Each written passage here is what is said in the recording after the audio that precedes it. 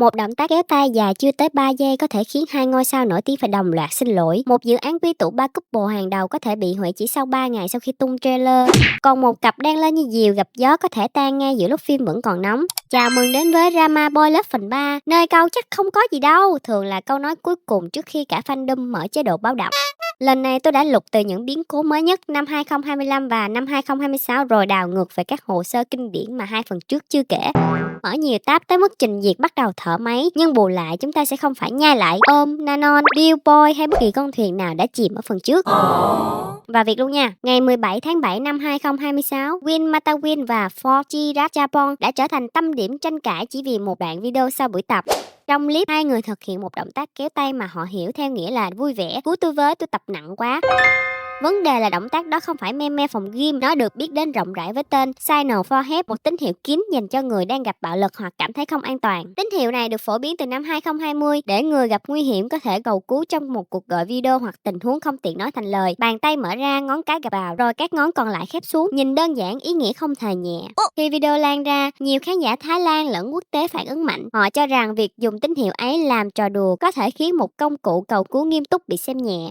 Đây là kiểu sai lầm rất thời internet. Bạn định đăng một miếng hài 10 giây, nhưng phần bình luận lập tức biến thành lớp học bắt buộc mà giáo viên làm 10.000 tài khoản đang cùng giơ tay. Win và Fox sau đó đều đăng lời xin lỗi. Hai người giải thích rằng họ không biết ý nghĩa đầy đủ của động tác, thừa nhận sự thiếu hiểu biết và đã gây tổn thương và hứa sẽ cẩn trọng hơn.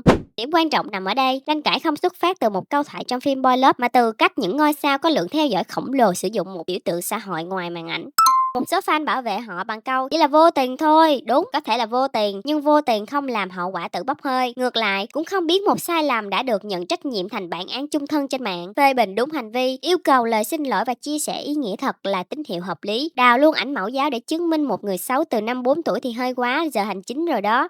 Nhưng đó chỉ là drama của một clip. Năm 2025, GMMTV gặp một tình huống còn hiếm hơn, công bố một dự án cực lớn để fandom phấn khích đúng 3 ngày rồi chấm dứt sản xuất. Trái tim em vào dòng máu chó để yêu anh. Ngày 25 tháng 11 năm 2025, tại sự kiện giới thiệu Line Up năm 2026, GMMTV tung pilot của Replay. Dự án gây chú ý ngay lập tức vì quy tụ Tay Neil, George Garwin, Paul Pugin và ba couple có fandom mạnh xuất hiện trong cùng một series. Đây không còn là thuyền, đây là bến cảng quốc tế có 3 tuyến vận tải, 659 và đủ lượng hashtag để làm nóng máy chủ. Trailer vừa ra, fan đã cắt clip phân tích vai, dự đoán quan hệ và chuẩn bị chia phe yêu thích. Nhưng ngày 28 tháng 11, GMMTV thông báo dừng sản xuất Replay sau khi xem xét phản hồi liên quan đến dự án. Công ty nói sẽ tìm những tác phẩm khác phù hợp cho dàn diễn viên. 3 ngày, tôi từng bỏ quên đồ trong giỏ hàng lâu hơn thời gian Replay tồn tại lúc được công bố. Tên phim là Replay, nhưng chưa kịp play đã bị stop. Chơi chữ hơi đau mà fandom lúc đó còn đau hơn. Nguồn truyện của dự án lập tức trở thành trung tâm tranh luận. Cộng đồng đặt câu hỏi về lịch sử của tác phẩm, những yếu tố được cho là liên quan đến fan fiction và việc sử dụng hình ảnh hoặc danh tính người nổi tiếng trong quá trình hình thành nội dung. Tuy nhiên, thông báo chính thức không công bố một lý do chi tiết duy nhất. Vì vậy,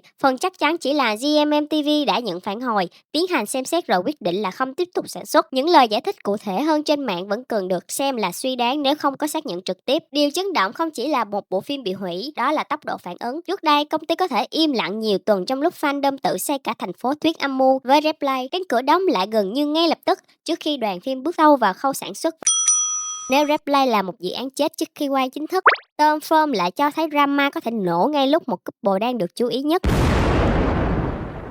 Tom Firm phát sóng từ tháng 3 đến tháng 5 năm 2025 với Smart và Boom đảm nhận cặp nhân vật trung tâm. Bộ phim được chuyển thể từ manga Nhật, có lượng khán giả quốc tế và giúp Smart Boom nhanh chóng sở hữu fandom riêng. Chemistry đang lên, sự kiện đang chạy, fangirl đang kê ghế lên thuyền thì các công ty liên quan bắt đầu tung thông báo qua lại. Tháng 5 năm 2025, tranh chấp hợp đồng giữa Ren Ivory Records, phía quản lý Smart với Headliner Thái Lan, Thailand Entertainment và các đối tác của dự án được công khai. Mỗi phía đưa ra cách giải thích khác nhau về nghĩa vụ hợp đồng, quyền quản lý, tài khoản mạng xã hội và trách nhiệm đối với hoạt động của Smartboom. Đây là lúc fan nhận ra mình không còn quyền xem romance nữa, mà mình đang học môn luật thương mại tự chọn, nhưng không ai phát giáo trình. Phía WeTV và Thailand nói việc hợp tác bị chấm dứt đơn phương và các hoạt động của cặp đôi không thể tiếp tục như kế hoạch. Phía Ren Ivory phản bác, họ cho rằng họ hành động đúng và nêu ra những vi phạm từ phía đối tác. Sau đó xuất hiện thông tin về hành động pháp lý liên quan quan đến hợp đồng. Đến tháng 6, các tuyên bố tiếp theo xác nhận hoạt động của Smart Boom đi đến hồi kết, trong khi việc đại diện Smart thuộc về công ty quản lý riêng của anh. Tôi cố tóm gọn để các bạn không phải mở 20 bản dịch rồi phát hiện mỗi bản dùng một từ khác nhau cho vi phạm. Phần an toàn nhất để kể là các bên có tranh chấp thật, lập trường công khai mâu thuẫn nhau,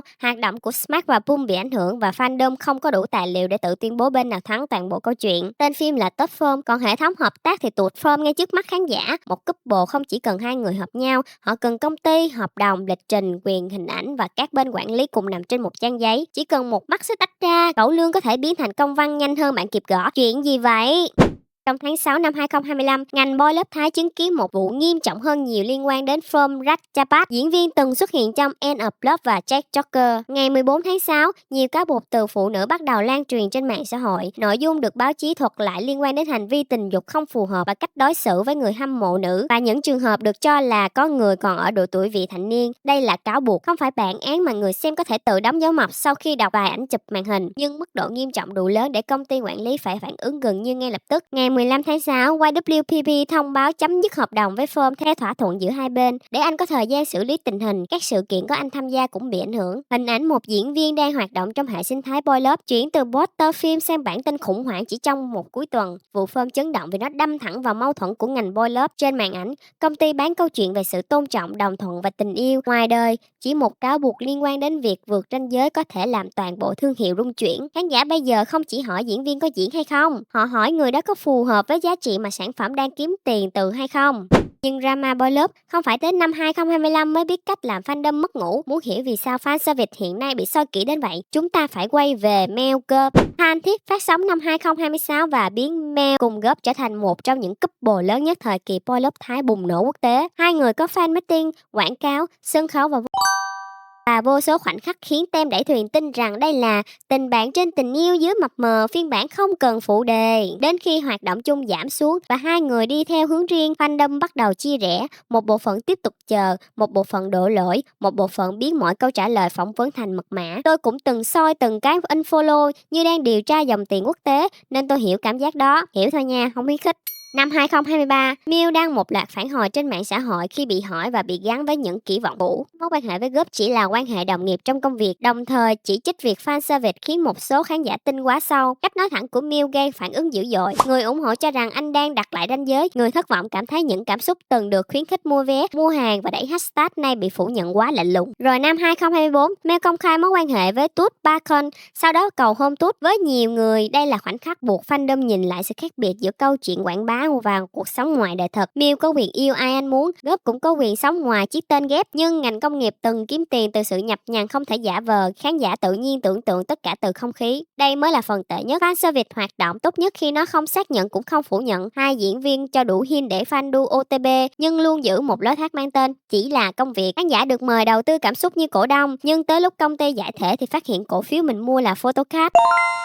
Mel Gop không chỉ là drama của hai người, nó trở thành bài học lớn về trách nhiệm hai chiều. Fan tôn trọng ranh giới, nghệ sĩ và công ty cũng cần hiểu rằng nếu liên tục bán ảo giác thân mật, không thể ngạc nhiên khi có người tin vào ảo giác ấy. Đường ranh càng mờ, lúc bật đèn lên càng chói. Trước Mel Gop, Miu đã từng nằm trong hồ sơ còn căng hơn với cả Park Pum. Sau What the Duck, Miu và Park từng được quảng bá như một couple. Năm 2018, Park xuất hiện trong một video trực và đưa ra cáo buộc rằng Miu đã cố hôn anh khi anh không có sự đồng thuận, đồng thời nói về áp lực trong mối quan hệ giữa hai người. Miu sau đó phản hồi, tranh cãi lan rộng và fandom lập tức chia phe. Vì đây là cáo buộc nghiêm trọng liên quan đến ranh giới thể chất. Cách kể an toàn nhất là giữ đúng trạng thái của thông tin. Đã công bố cáo buộc, Miu không chấp nhận toàn bộ cách diễn giải đó. Sau này, tranh chấp đi vào quy trình pháp lý. Năm 2023, sau khoảng cách 5 năm, hai bên công bố đã giải quyết xong tranh chấp và khép lại vấn đề pháp lý. Nhưng Internet không có nút khép lại. Clip cũ vẫn bị đào lên, bản dịch cũ vẫn được chia sẻ. Người mới vào fandom vẫn chọn phe như thể vụ việc vừa xảy ra sáng nay. Miu Arc là lời cảnh báo rất sớm rằng chemistry không thể đứng tên trên sự đồng thuận. Một cảnh thân mật có thể nằm trong kịch bản. Một hành động ngoài công việc thì cần ranh giới rõ ràng. Không couple nào đáng giá đến mức một người phải chịu điều mình không muốn chỉ để fan có thêm cẩu lương. Hồ sơ cuối cùng là một thương hiệu boy love hay dàn diễn viên nhiều đến mức chính tên bộ phim nghe như lời tiên tri To Moon. Mùa đông năm 2017, 7 đưa God, Pat,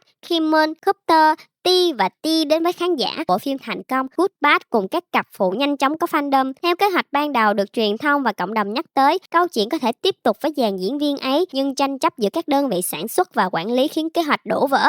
Đến To Moon 2 năm 2019, toàn bộ 6 vai chính được thay bằng Penn, Earth, John, Knight, Pavel và Dom. Dàn To Moon 2 tạo được sức hút riêng, John Knight, Pavel Dom, Penn, Earth có cộng đồng ủng hộ, còn 6 người hoạt động âm nhạc dưới tên OXQ. Tưởng đâu hệ thống đã ổn định, nhưng từ năm 2020, các thành viên lần lượt rời Multi Village giữa những bất đồng về quản lý, hoạt động quảng bá và định hướng nghề nghiệp được công khai qua nhiều tuyên bố khác nhau. Earth rời trước, những người còn lại sau đó cũng đi theo con đường riêng. John gia nhập GMMTV và xây dựng couple mới với Dunn. Pavel về sau bùng nổ trở lại cùng với Push trong BitPay. Knight phát triển hoạt động tại Trung Quốc, mỗi người tìm thấy một quỹ đạo khác, trong khi thương hiệu Tumon tiếp tục mùa 3 vào năm 2022 với một dàn diễn viên mới lần nữa, 3 phần, 3 hệ thống cast khác nhau, tên là Tumon, nhưng số mặt trăng đã đủ mở khu đô thị. Mà khán giả cũng học được một điều, người mới không có lỗi vì nhận vai cũ, dàn cũ rời đi không có nghĩa là họ phản bội nhân vật. Khi hệ thống quản lý thay đổi, diễn viên phải tự cứu lấy sự nghiệp của mình trước, không ai nên đứng yên trong một quỹ đạo chỉ vì fandom đã in tên ghép lên banner. Đặt 7 hồ sơ cạnh nhau, Drama Boy Love phần 3 cho thấy ngành này đã thay đổi rất nhiều, nhưng lỗi vấn đề vẫn quen thuộc. Win và Fox cho thấy một hành động ngoài phim có thể chạm vào vấn đề xã hội lớn hơn fandom. Replay cho thấy phản hồi của khán giả có thể khiến dự án bị hủy trước khi khởi quay. Smart Boom cho thấy chemistry không thắng nổi hợp đồng khi các công ty không còn cùng hướng. Brum cho thấy cáo buộc về hành vi cá nhân có thể khiến mối quan hệ quản lý gần như chấm dứt ngay lập tức. Mel Group cho thấy fan service kiếm được tình cảm thì cũng tạo ra trách nhiệm. Mel Art cho thấy sự đồng thuận phải quan trọng hơn việc giữ hình ảnh couple. Suman cho thấy diễn viên có thể bị thay hết nhưng một thương hiệu vẫn tiếp tục chạy như chưa từng có ai ngã khỏi xe. Phía trước camera là hai người nhìn nhau, phía sau là quản lý, hợp đồng, nhà tài trợ, đội pháp lý, nền phát sóng và một fandom khả năng biến 3 giây video thành một cuộc tranh luận toàn cầu. Tôi mở hơn 40 tab để kiểm tra chuyện này, bộ nhóm máy tôi đã hy sinh, nhưng ít nhất chúng ta đã rút ra được một nguyên tắc cơ bản, đu OTP thì cứ đu đi mấy em. Nhà hiền triết đã từng nói, các em ơi, có đôi nào các em ship mà nó thành công đâu.